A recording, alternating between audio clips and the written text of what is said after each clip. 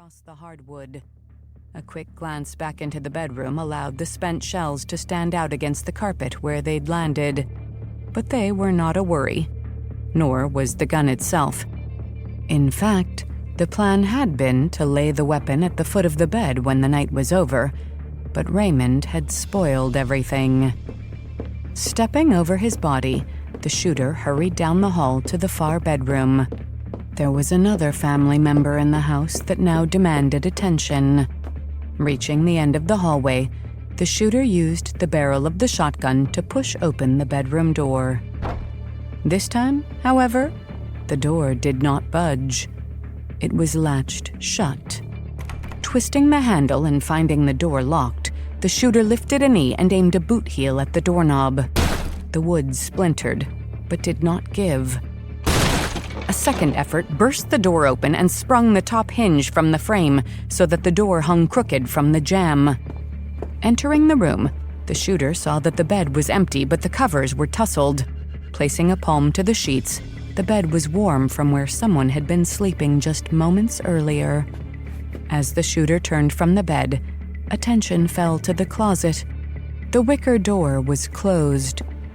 Walking over, the shooter used the barrel of the shotgun to tap on the door. When no answer came, the shooter turned the handle and slowly pushed the door open. But the closet, like the bed, was empty. It was then that the cold chill of night drifted across the back of the shooter's calves, below the hem of the trench coat.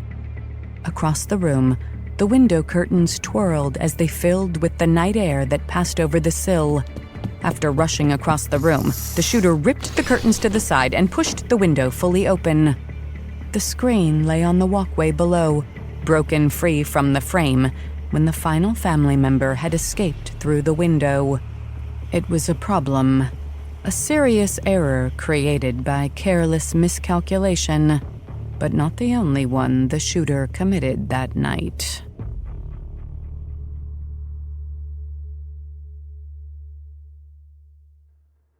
Fall 2013. District Courthouse, Thursday, September 26, 2013, 3:05 p.m.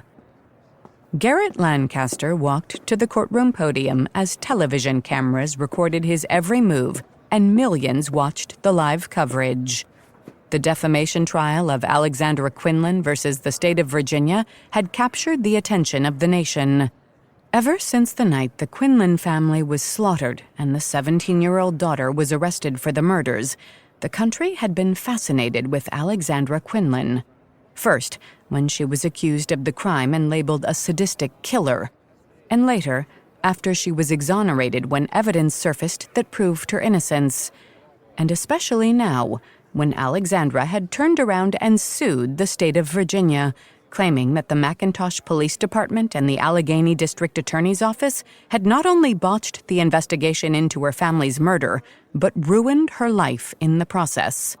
Because of the media attention the Quinlan murders had received, Alexandra's defamation case had been fast-tracked. Predicted to last 2 weeks, the trial was right on schedule.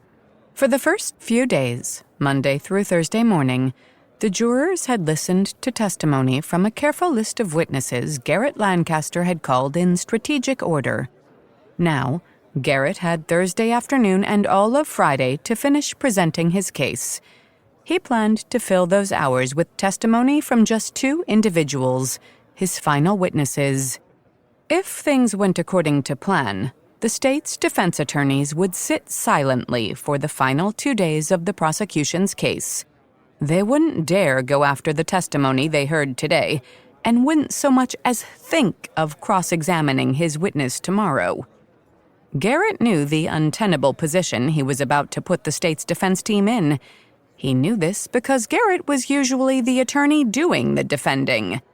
It was only through a bizarre set of circumstances that he found himself in the unusual position of being the prosecuting attorney representing Alexandra Quinlan in her defamation suit against the state of Virginia.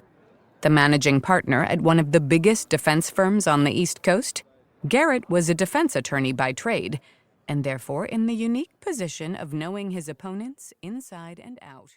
To keep listening to this audiobook for free, click the link in the description. It will take you to a free Audible trial where you can listen to this and many other books for free for 30 days.